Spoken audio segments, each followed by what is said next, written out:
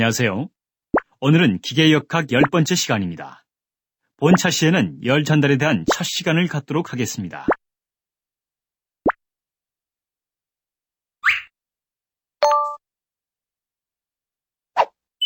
자네 도시락을 싸가지고 다니나? 요즘 집에서 먹는 밥이 그리워서 말이야. 그런데 보온 도시락에 넣어가지고 왔는데도 국이 차가워서 집에서 먹는 맛이 안 나네. 그게 왜 그런지 아나? 바로 열 전달에 대한 원리에 따라서 보온 도시락이 만들어지지 않아서 그렇지. 아니 그럼 어떻게 하면 따뜻한 국물을 좀 더 오랫동안 보존할 수 있나? 그것이 열 전달과 관련된 문제인데 내가 열 전달 이론을 파고들어서 오랫동안 따뜻하게 보존할 수 있는 보온 도시락을 만들 테니까 자네가 바라보겠나? 그것도 좋겠네.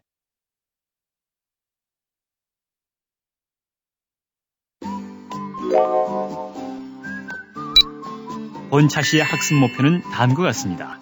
첫째, 열 전달의 개요 및 형태에 대해서 설명할 수 있습니다.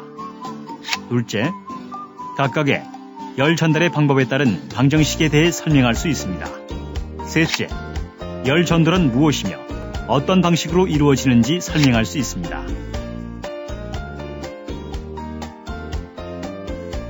본차 시에서는 어떤 내용을 학습하게 되나요? 본차 시에서는 열 전달의 정의와 전도, 대류, 복사로 나뉘는 열 전달 형태에 대해서 알아보고 실생활과의 관계에 대해서 생각해 보도록 하겠습니다. 그리고 각각의 열 전달 형태에 따라서 그 열 전달률을 계산하는 데 필요한 방정식의 도출 방법을 정리해 보도록 할 것입니다. 마지막으로 기본적인 열 전달 형태 중 하나인 열 전도에 대해서 학습해 보겠습니다. 자, 이제부터 본격적으로 열 전달 학습에 들어가겠습니다. 지금부터 사전평가를 실시하여 여러분의 학습 준비도를 측정해 보도록 하겠습니다. 준비되셨나요? 평가를 시작해 볼까요?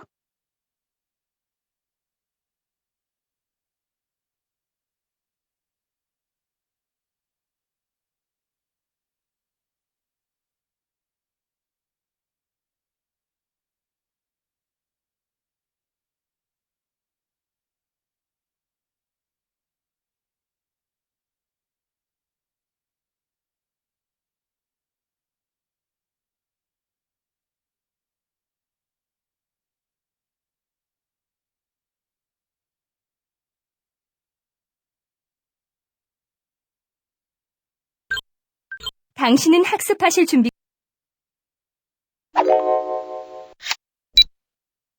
추운 겨울에 장시간 외출하는 경우 따뜻한 물을 자주 마시면 추위를 덜 느끼고 몸 상태가 좋아집니다. 아이들과 외출한다면 특히 따뜻한 물이 더 절실히 필요하겠죠. 그런데 외출 전 가스레인지로 가열시켜 뜨거운 물을 만들어 물병에 담아 가더라도 몇 시간이 지나면 차가워지고 맙니다. 좀 더 온기를 오래 유지하기를 원하는 욕구를 충족시키기 위해 고안된 것이 보온병입니다. 일반 물병과 보온병은 겉으로 보기에는 거의 똑같습니다. 그러나 온기를 유지시켜주는 능력을 비교해보면 보온병이 우수합니다. 왜 그럴까요? 보온병은 열을 잘 보호하도록 고안이 되어서 그런 것이 아닌가요? 네, 그렇죠. 다시 말해 열을 잘 보호한다는 것은 열이 이동하는 것을 억제한다는 뜻이기도 하죠.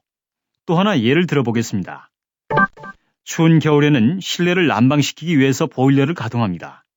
몇 시간 동안 보일러를 가동한 후 정지시키면 시간이 흐를수록 다시 실내 온도가 낮아지면서 추위를 느끼게 됩니다. 보일러 가동 시간을 줄여야 연료비를 절약할 수 있을 텐데 가동을 멈추면 곧 추워집니다. 실내 열기가 차가운 외부로 빠져나가니 그걸 막아야지 생각하면서 두꺼운 벽이나 두꺼운 창문을 쓰면 약간의 효과를 볼 수 있습니다. 그러나 기대한 만큼의 큰 효과는 나타나지 않습니다. 여러분들은 이중창의 효과를 광고를 통해 본 적이 있을지도 모르겠습니다. 두꺼운 창문 한 개보다 얇은 창 두 개를 사용하는 것이 낫다고 하죠. 더 쉬운 예로 겨울철에 두꺼운 겉옷 한 개를 입는 것보단 얇은 속옷이나 스웨터를 여러 개 겹쳐 입으면 더 따뜻함을 느낄 수 있을 것입니다. 그렇군요. 이런 예들을 통해서 어린 시절부터 체험적으로 온도가 다르면 열이 가만히 머물지 않고 이동한다는 것을 무의식적으로 인식하고 있습니다. 또한 그러한 대중 속에서 일부의 사람들은 열 전달을 촉진 또는 억제하여 삶을 윤택하게 하는 방법을 고안해내기도 하죠. 그런 사람들은 어떻게 그런 방법들을 고안했을까요? 우리도 열 전달 현상과 원리, 개념을 이해한다면 새로운 방법들도 고안할 수 있지 않을까요? 자, 그럼 본격적인 강의 내용을 살펴볼까요?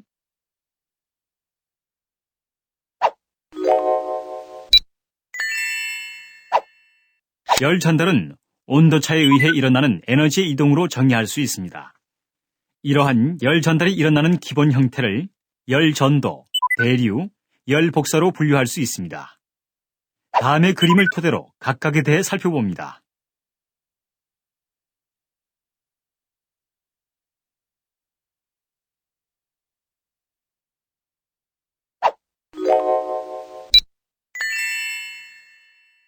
다음의 그림처럼 어떤 물체인 매질이 있습니다. 이 고체의 한쪽 면의 온도가 다른 면의 온도보다 높은 경우를 생각해 봅시다. 온도가 높은 면에 인접한 고체 분자는 활발하게 진동하여 그 이웃한 분자들의 진동을 유발합니다.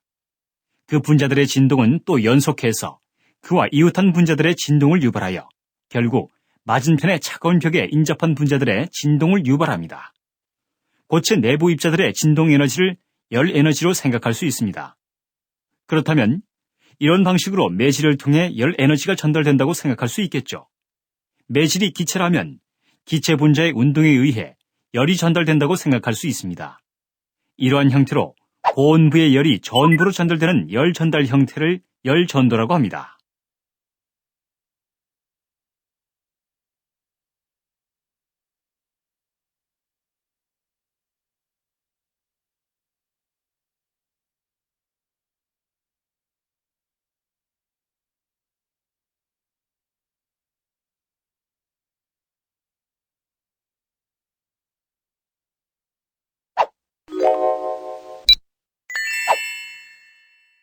다음으로 대류란 어떤 물체의 표면으로부터 운동하고 있는 유체로 열 에너지가 전달되는 방식을 말합니다. 만일 차가운 고체 표면 주위로 그보다 뜨거운 유체가 흐르면 고체는 가열될 것이고 반대로 더 차가운 유체가 흐른다면 고체는 냉각될 것입니다. 바다와 육지 사이에는 끊임없이 대류가 일어나고 있습니다.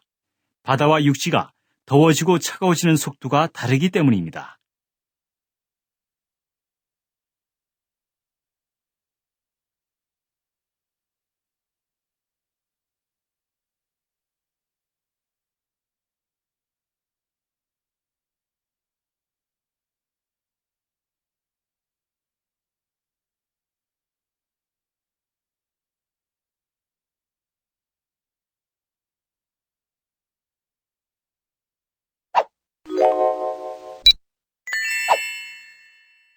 열 전달의 세 번째 형태는 열 복사입니다.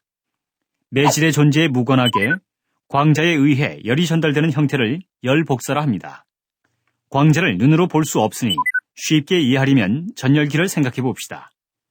빨갛게 가열된 전열기의 전면을 쳐다보면 얼굴이 뜨거워집니다. 그렇지만 전열기의 뒷면으로 이동하면 전혀 열기를 느끼지 못합니다. 이것은 어떻게 된 연유일까요?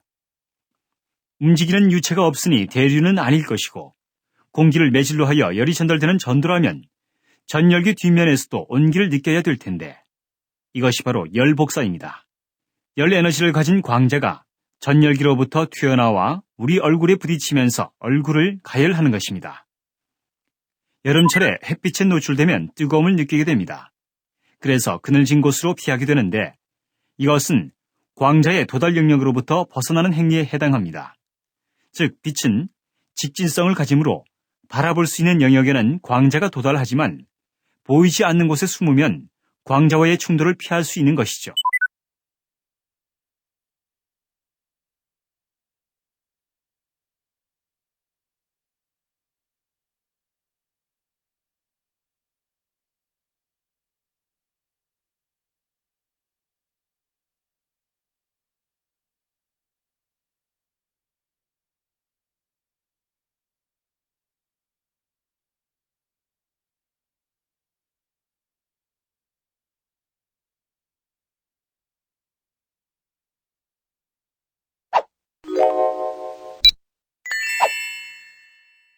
열 전도에 의한 열 전달률을 도출하는 과정을 다음의 탭을 클릭해서 확인해 주세요.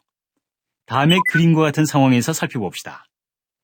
X방향으로의 열 전달률에 대해서 다음과 같은 점들을 고찰할 수 있습니다. 이를 토대로 다음과 같은 식을 구성할 수 있습니다. 이를 미분 방정식 형태로 표현하면 다음과 같습니다. 비례 관계를 등식으로 바꾸기 위해 비례 상수 K를 도입하여 다시 쓰면 다음과 같이 표현됩니다. Q를 열 전달률이라 부르고 단위는 Joule per second, 즉 Watt입니다. 그리고 도입된 비례 상수 K를 매질의 열 전도도라고 부르며 물질 고유의 물성치입니다. 여기서 눈여겨보실 부분은 이 식에서 마이너스 부호가 있다는 것입니다. 즉, 열 전도에서 열 전달은 온도가 높은 곳에서 낮은 곳으로 가기 때문에 열 전도식에서 열 전달 양을 알고 싶으면 식의 부호를 마이너스로 해야 합니다. 더불어 단위 면적당 열 전달률을 열 유속이라고 하며 다음과 같이 정의합니다. 단위는 와트 퍼 미터 제곱이 됩니다. Q 더블 프라임은 단위 면적당 열 전달률로서 더블 프라임이 붙으면 단위 면적당이란 뜻이 됩니다. 만일 여러 방향으로 열 전달이 발생한다면 각 방향에 대해서 앞의 식을 적용하여 각 식을 모두 더하면 됩니다. 한 가지 더 알아둘 사항은 시간에 따라 매질 내의 온도가 더 이상 변하지 않은 상태인 정상 상태에서는 온도 분포가 선형이 됩니다. 따라서 앞 식에서처럼 굳이 미분식을 이용하지 않고 다음 식을 이용하여 쉽게 열 전달률과 열 유속을 구할 수 있습니다.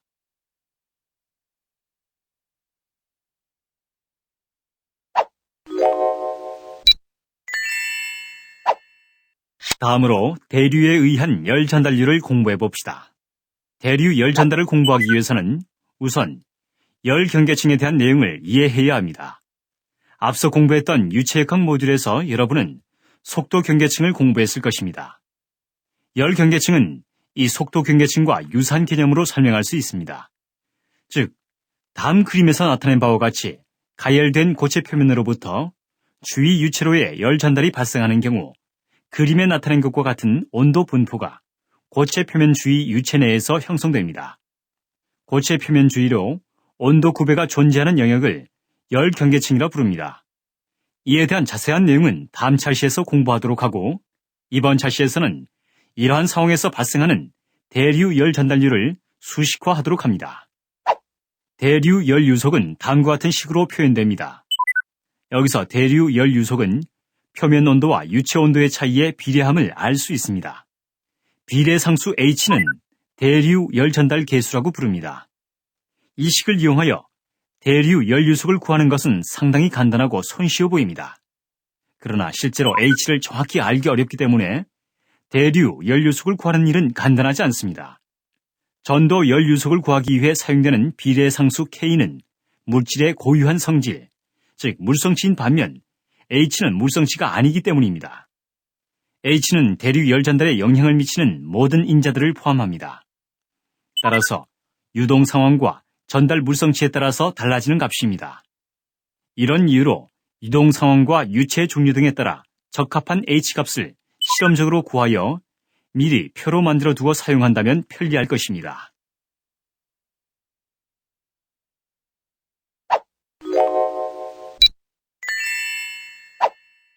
다음으로 복사에 의한 열 전달률을 공부해 봅시다. 열 복사는 어떤 온도를 갖는 물질이 방사하는 에너지입니다.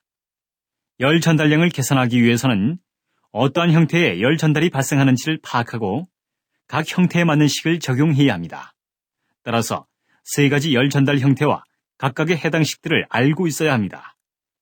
각 탭을 클릭하면 열 전달의 기본 형태인 전도, 대류, 복사에 의한 열 전달률을 공식을 확인하실 수 있습니다. 주어진 온도에서 가장 이상적인 에너지를 방사하는 물체를 흑체라고 하며 온도 Ts인 흑체가 방사하는 에너지는 스테판 볼츠만 법칙에 의하여 다음의 식으로 표현됩니다. 실제 표면은 이상적인 방사 물체인 흑체에 비해 적은 에너지를 방사하며 이를 다음의 식으로 나타냅니다. 여기서 감마는 복사 물성치로서 방사율이라고 부릅니다. 위의 식들을 이용하여 표면 온도가 Ts인 물체와 TSUR의 온도를 갖는 G와의 정미 복사 열 유속은 다음의 식으로 표현할 수 있습니다. 앞의 식들을 이용하여 표면 온도가 TS인 물체와 TSUR의 온도를 갖는 GUI의 정미복사 열유속은 다음의 식으로 표현할 수 있습니다.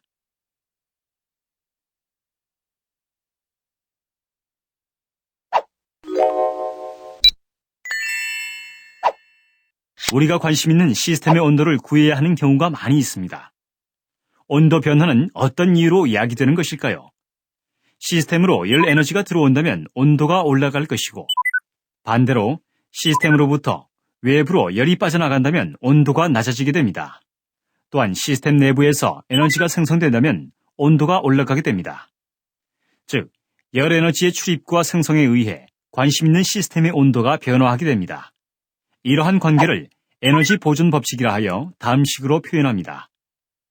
시스템의 에너지 변화율로부터 문제에 적합한 온도 변화율식을 유도할 수 있으므로 결국 앞의 식을 통해 시스템의 온도 변화를 시간의 함수로서 구할 수 있습니다. 탭을 클릭해 주세요. 예를 들어 우리가 관심 있는 시스템이 고체라면 시스템의 에너지 변화율을 다음 수식으로 표현할 수 있습니다. 만일 고체의 밀도와 최적, 비열이 상수라면 계속하여 다음의 수식으로 나타낼 수 있으므로 쉽게 온도의 시간 변화율을 구할 수 있습니다. 최종적으로 이를 시간에 따라 적분한다면 시간 변화에 따른 온도 변화를 구할 수 있게 됩니다.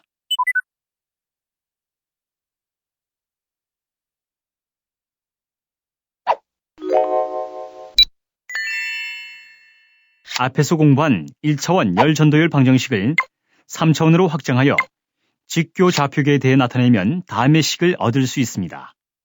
직교 좌표계가 아닌 다른 좌표계에 대해서는 다른 식으로 표현됨을 유의하기 바랍니다. 식은 앞에서 공부했던 1차원 열 전도율식에 비해서는 꽤 복잡해 보입니다. 여러분들이 실제로 위와 같은 비교적 복잡한 식을 풀 경우는 거의 없겠지만 수치 해석 프로그램으로 풀이할 경우나 또는 실험적 방법의 적용을 위해 앞의 식의 풀이법을 이해하고 있을 필요는 있습니다. 지금의 식은 비정상 3차원 2차 편미분 방정식에 해당합니다.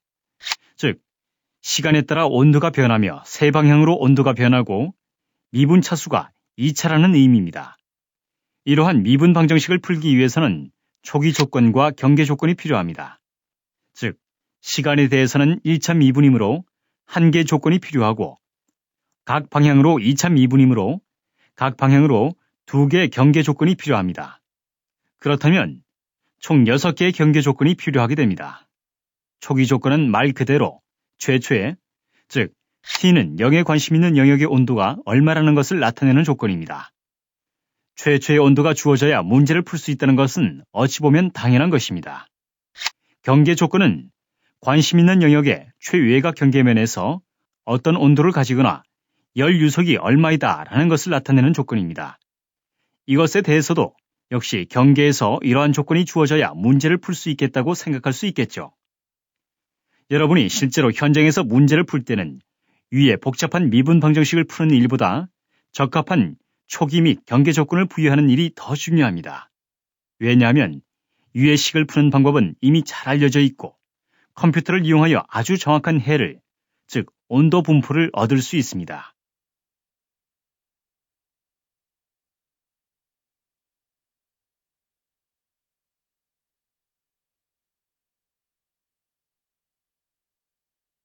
경계 조건에서 한 가지 더 설명할 내용은 단열 조건입니다. 단열이란 말 그대로 열이 차단되어 전달되지 못함을 의미합니다.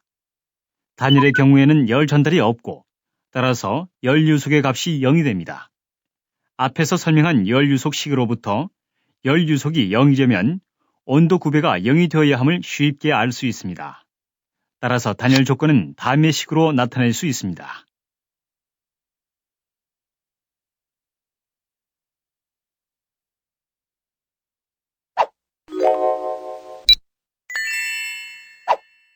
앞에 열 확산 방정식에서 첫 번째 항의 값인 0인 경우를 정상 상태라고 합니다. 즉, 시간에 따라 온도가 변하지 않는 상태를 의미합니다. 우리가 접하는 자연계의 경우 대부분 시간에 따라 온도가 변하지만 우리가 제작하는 기계 부품들의 경우에는 시간에 따라 온도가 일정하도록 설계되는 경우가 많습니다. 만일 시간에 따라 온도가 계속 변한다면 장치의 성능도 변할 테니 사용하기 곤란할 것입니다.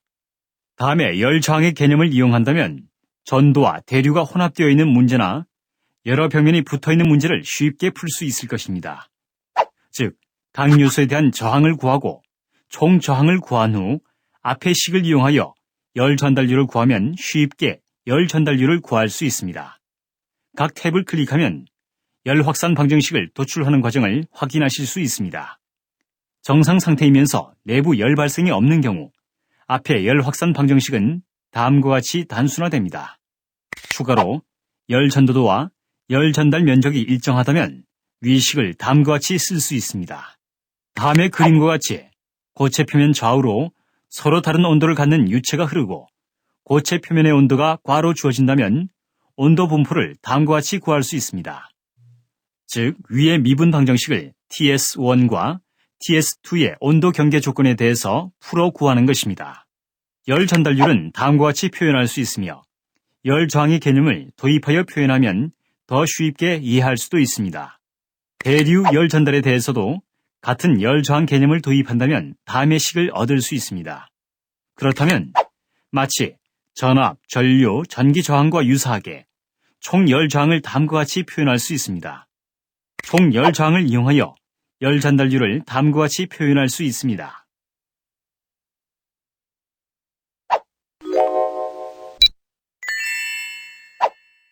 열 교환기의 경우에는 열 전달을 촉진시키도록 여러 가지 방안이 고안되어 적용되고 있습니다. 대표적인 것이 휜의 장착입니다. 다음 그림에서 보듯이 경우 A와 B의 열 전달률을 비교해 봅시다. 앞에서 언급했듯이 열 전달 면적이 클수록 열 전달률은 증가한다고 했습니다. 따라서 B의 경우에 고체 표면으로부터 주위로의 열 전달률이 경우 A보다 클 것입니다. 이런 이유로 대부분의 열 교환기에는 휜이 장착됩니다. 1차원 문제라도 직교 좌표계가 아닌 경우에는 이론적으로 풀기가 조금 어렵습니다. 또한 2차원 이상의 열 전도 문제의 경우에는 이론적으로 풀 수 없는 경우가 많아 수치 해석 방법에 의존하게 됩니다. 또한 시간에 따라 온도가 바뀌는 과도 열 전도 문제도 수치 해석적 방법으로 풀 수밖에 없는 경우가 많습니다. 이론 및 수치 해석에 대한 내용은 18차 시에서 자세히 다루도록 하겠습니다.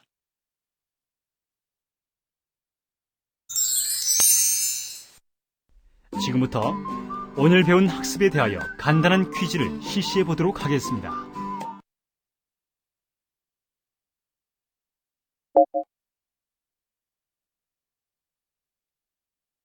딩동댕, 정답입니다.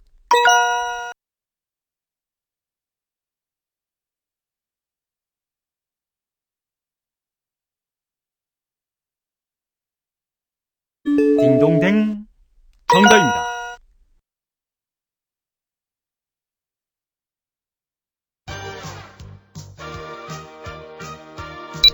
어휴, 열 전달에 대하여 이해하는데 상당히 어렵네요.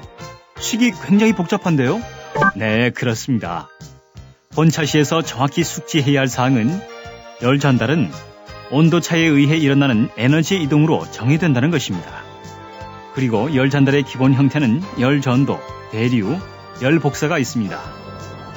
현장에서 기계를 제작하기 위해서 프로그램을 활용할 경우 앞에서 살펴본 각 열 전달 형태에 의한 열 전달률과 열 유속을 구하는 식에 대한 이해가 반드시 필요합니다.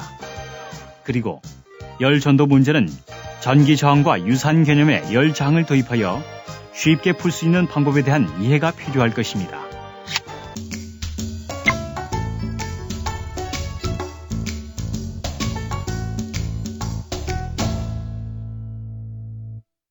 이것으로써 열 전달에 대한 첫 번째 시간을 마치겠습니다. 다음 시간에도 이번 시간에 이어서 열 전달에 대한 두 번째 시간으로 대류 열 전달에 대하여 학습하도록 하겠습니다.